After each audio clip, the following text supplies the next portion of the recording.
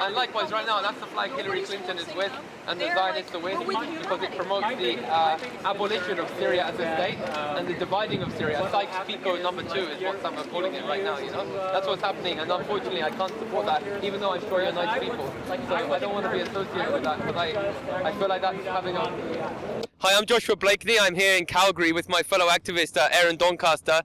We're here today to do a counter-protest against those individuals who are protesting President Assad, opposing the Syrian people's gradualist transition to democracy, but rather are siding with the imperialists, those who are seeking to destabilize Syria, foment sectarianism in the Middle East in order to weaken one of Israel's opponents, in order to allow the Middle East to be reordered and reshaped by imperialists who appear to think they have a kind of white man's burden to decide the fate of the inhabitants of the Middle East. So Aaron, please tell me why you're here today.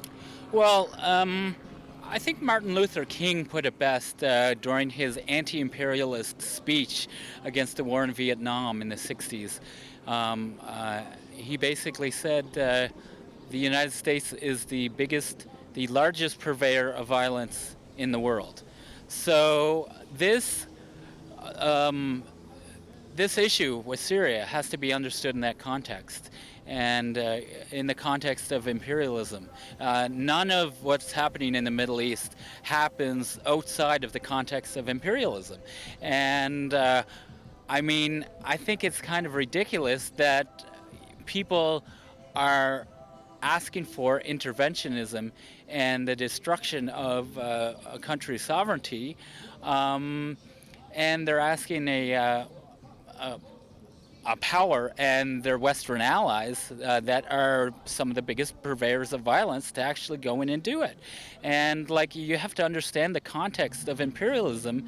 It's not just a simple, violence, happening here, violence happening. It needs to be contextualized in our, late-stage capitalist society, which is really pushing imperialism. And you need to understand the geostrategic imperatives of countries like Israel and the U.S. And a lot of people that are bamboozled and hoodwinked, by the imperialists don't have an analysis. And I mean, feeling sentiment alone without any analysis is a dangerous thing. And people get, led to the slaughter if they're just going by their feelings alone. There needs to be an analysis of the situation, specifically an anti-imperialist analysis, because nothing within capitalism happens outside of the context of imperialism. I think you just mentioned a word which amongst many on the left is taboo, which is Israel, the Zionist, ethnic nationalist, imperialist state of Israel. It would appear that there's a fatwa on the left often to address Israel is deemed unacceptable. Many on the left would say you're being anti-Semitic if you try to address Israel's geopolitical goals, yet Israel is visiting violence and misanthropy upon the people of the Middle East on a daily basis. Many would view the war on Syria as stemming from the fact that President Assad is one of the only Middle East leaders to have stood up to Israel, to have refused to make a surrender pact with the devil, refused to sell out the Palestinians, refused to relinquish the Golan Heights, which Israel colonized in 1967. So do you think that there's an atrophy of analysis of Israel on the left, which leads people to misdiagnose what's going on in the Middle East and allow themselves to be bamboozled in the way that you just spoke of? Oh, absolutely. I think that a lot of people are timid when it comes to Israel, and they don't want to touch that issue because they're afraid. They're afraid of the perception that people will have, because the imperialists and the Zionists who work together have done such a great job at taking legitimate concerns with the Zionist regime and painting it as anti-Semitic. And our approach should be to challenge that, not to run away from it. Any authority needs to be legitimized, and the authority that the Israeli regime has is not legitimate, and it, in my eyes, and in a lot of eyes of anti-imperialists, cannot be legitimized, so it must be destroyed. The Israeli regime is a blight on the whole of the Middle East, and unless we destroy the regime of Israel, not the Israeli people, but the regime. Even the regime, a lot of people don't know that the regime in Israel is against, divides its own people. It sets up a system so that its own people can't, have a critique and participate in a system of building, something that's better than what's dictated by the Zionists in control. Yeah, I'd say to be left wing, you have to put the interests of the working class first. And I'd say that the interests of working class people in the Middle East, who are predominantly Arab and Muslim, are jeopardized by the existence of this ethnic nationalist entity which seeks to attain hegemony in the region. And for Israel to attain hegemony, it may take 1 million people to die. We've already seen, according to Gideon Polya, 2.3 million people die in Iraq, 4.5 million in Afghanistan, according to that professor too. How many more millions of individuals who happen to have a darker tan, happen to be Arab and Muslim, will have to die in order for Israel to be happy and to feel it has hegemony in the region? It would appear that this is a genocidal plan that's being implemented, one that's well documented in the Israeli literature. Anyone who's gone through the scholarship of Israeli professors and Israeli analysts such as Oded Yinon knows that Israel intends to balkanize the Middle East, and it's completely rational from a Zionist perspective to want to balkanize the Middle East. And it's quite clear that that's what's happening in Syria. You have different ethnic groups, different sectarian groups being pitted against each other by the imperialists who want to divide and rule. And so how as leftists, how is it that we can educate our fellow leftists to try and prevent them from being hoodwinked into supporting these imperialist destabilization projects which jeopardize the interests of the working class at a time where President Assad is being more like a Hugo Chavez, standing up to imperialism, trying to assert Syrian sovereignty, of course with tanks and with weapons as power requires, I mean, the imperialists have bombs and tanks. Why can't the anti-imperialists? It would seem there's this kind of wishy-washy analysis on the left, which leads people to be conscripted into being foot soldiers of the imperialists, whilst deluding themselves into thinking that they're being progressives. Totally. And I think one of the things that we can do is just encourage people to pick up a history book,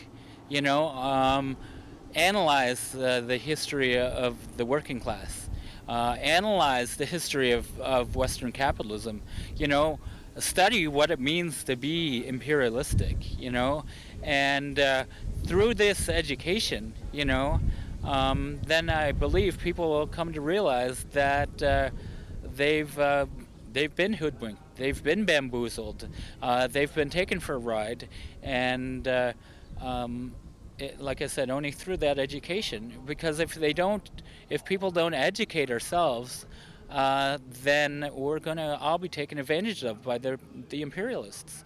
And so when we look at President Assad, Iran, Hezbollah, Hamas, it would appear there's a kind of block in the Middle East that are standing up to the imperialists, are seeking to forge their own path in life with all the imperfections that come with that. And so how would you explain to Canadians the situation in terms of anti-imperialist struggles in the Middle East? How would you contextualize that, with the non-aligned movement, the history of anti-imperialism? In 1955, of course, in Bandung, in Indonesia, those formerly colonized peoples came together in order to form and discuss the creation of something called the non-aligned movement, where those people who wanted to not choose between the false dichotomy of US-style capitalism and Soviet-style communism, but rather sought to have self-determination and decide their own fate and destiny, they came together in order to promote that project. And now Iran is one of the protagonists of the non-aligned movement in a contemporary context. And of course, President Assad is one of the few leaders in the Middle East who says that he doesn't believe there needs to be regime change in Iran, and that seems to be one of his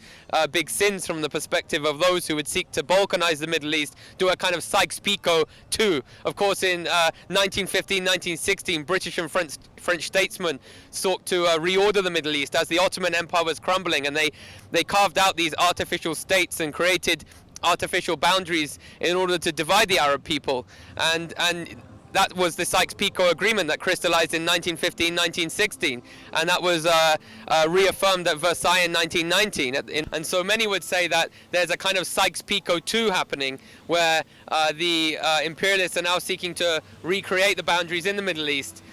And so, Aaron, how would you respond to the idea that there's an attempt now by imperialists to kind of redraw the map in the Middle East? Well,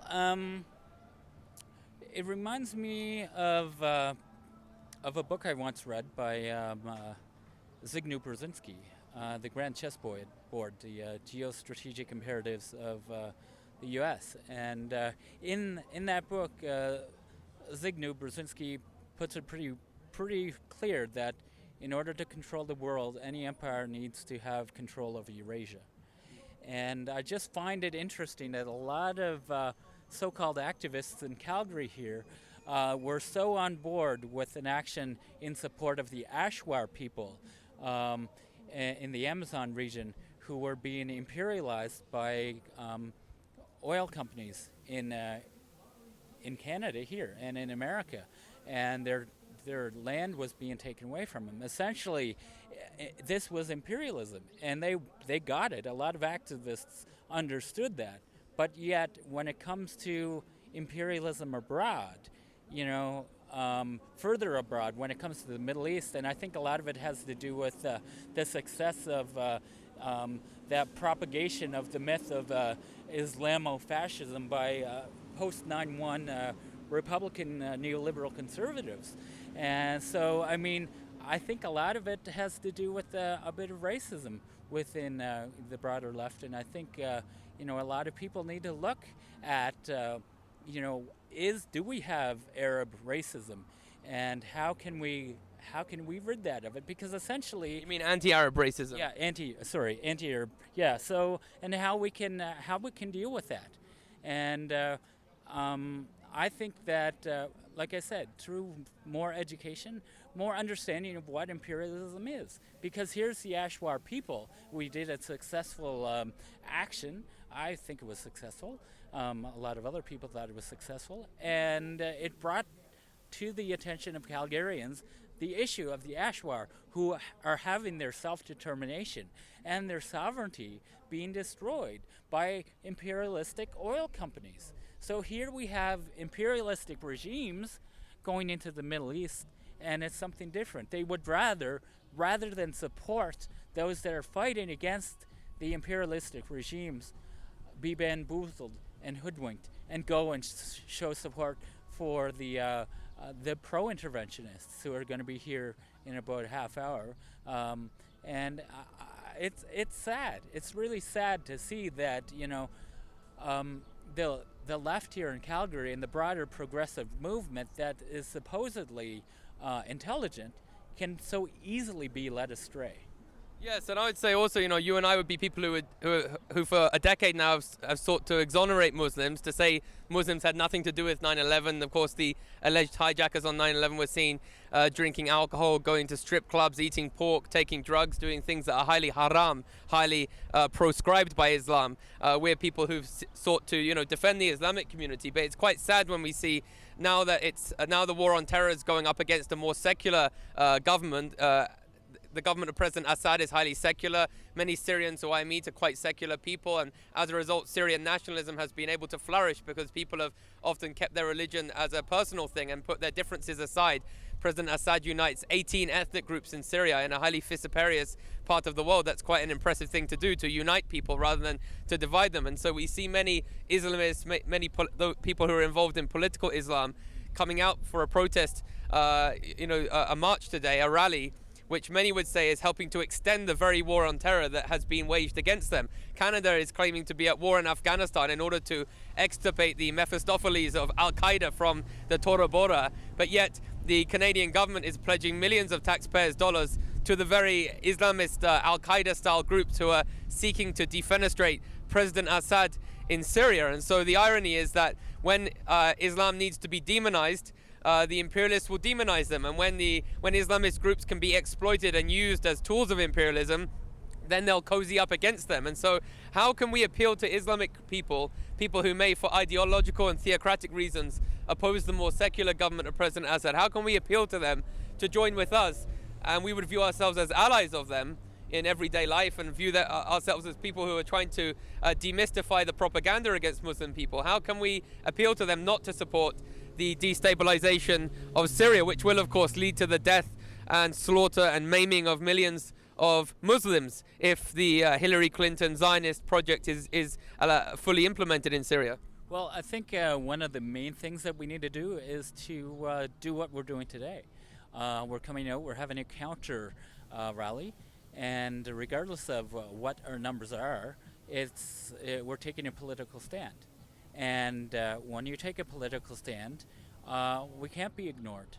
And hopefully there will be people at the pro-interventionist rally that will actually look at what we're doing and use their brains and actually think and analyze what actually is going on, and maybe even come over and have a discussion with us, because really this is, for me, I want to spawn on a broader discussion about what's happening in the Middle East, because I don't claim that all the ideas that I have are correct. I believe a lot of them are bang on, but we'll never know for sure unless we garner other people's ideas, and a lot of these fundamentalists are being fundamental because they're isolating themselves from other ideas and not engaging in that public discourse that's needed to better understand and better analyze our current capitalist, imperialist society. And so would you say that if we're defending human rights in Syria, that we haven't got a choice between a kind of utopian society in Syria or the status quo, but rather isn't the dichotomy between the status quo, Assad's gradualist, perhaps imperfect transition to Syrian democracy and extension of civil liberties to the ordinary Syrian, or the kind of imperialist destabilization of Syria, and that many who are coming out today to, with the kind of pro-imperialist rally that's going on, they're thinking that they're standing up for human rights in Syria, but many would say that actually the project that they're aiding and abetting will make things worse. And I would say that if we believe in a conception of progress, one of the main fruits of the Enlightenment was a notion of progress, of improving people's lives. And I would say as socialists, we would say that we want to progress the average Syrian's life. We don't want to make things worse. And if the cure kills the patient, rather than alleviates the maladies that are afflicting the patient, then it didn't make anything better, right? And I think that the cure that they're offering, the palliative they're offering, is going to make things worse. It's going to create more sectarianism in a country that's risen above sectarianism, which of course many would say is the very reason why it's being targeted, because Syria is fairly strong, is able to stand up to the imperialists, is able not to surrender to the Zionist hegemon in the region. And so how is it that we can appeal to our comrades not to promote an agenda that's going to make things worse, and for them to recognize that you're only promoting human rights if the project that you're aligning yourself with is indeed intending to improve the human rights and will in effect improve the human rights, rather than degrade and dilapidate the situation for Syrian people and their human rights? Well, first off, I think we need to, or what we should do is we should understand that some of the characters within this movement in this rally that's going to happen today are nefarious characters that are of CSIS and Mossad backgrounds, and they're using their job to basically bamboozle and hoodwink a lot of people, not just on the broader left, but even in the Syrian community. And so they're taking advantage of the fact that people may not be well versed on what's happening, and what we need to do is just educate more people. Have these conversations with people, and make people realize that, allow people to realize that by supporting America and a interventionist approach, we're not fixing the problem.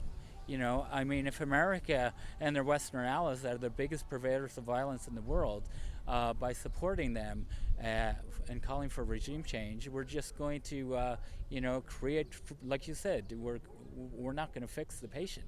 We're going to cause more harm than good. So I think a lot of people need to actually come together and have broader discussions, and that's one thing that we could do.